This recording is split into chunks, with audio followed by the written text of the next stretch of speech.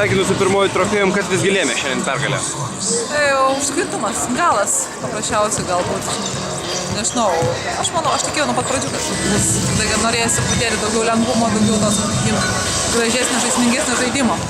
Bet suklostė tokia situacija, nu, aišku, tas laimėjimas buvo sunkesnis, bet buvo ir grūžių labai momentų, kažkaip labai banguojam, aukštyn žemyn truputėlį. Ir ketvirtą kėlinį teko žaisti tom pačiom žaidėjom, gauja stabilumą ir už tai užbaigė. Aišku, šiandien labai džiaugiuosi už Ievą Krastinę, jos pačios geriausios rungtynės ir jinai tikrai viską parodė tai, ką moka. Nes buvo, galima sakyti, toks, kad jinai negali žaisti pick and roll, negali įsiveršti, jinai atvirkščiai praktiškai buvo pagrindinis žmogus, kuris ištempė rungtynės. Matyt, nuliūdino šiek tiek Gretos traumą, ar ne? Labai, net ne šiek tiek, nes labai, bet aš tikiuosi, kad tai nėra labai stipru, kad jinai kaip ir pernai sugebės susikaupti save, atstatyti ir kad aš jai tikrai labai linkiu, sakykime, žaisti rinktinei. Labai, nes jos labai netgi reikia, nes jinai tam pribrendo ir ta trauma labai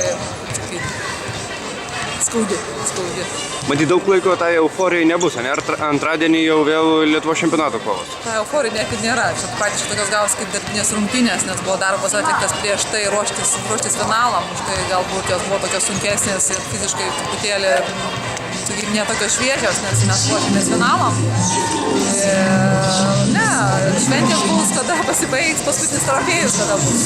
Nes iki to laiko vienintelį, ką gali gauti truputėlį, sakykime, tokio atsipalaidavimo, jeigu jis išsiloš 2 rungtynės, tada gaus poilsio.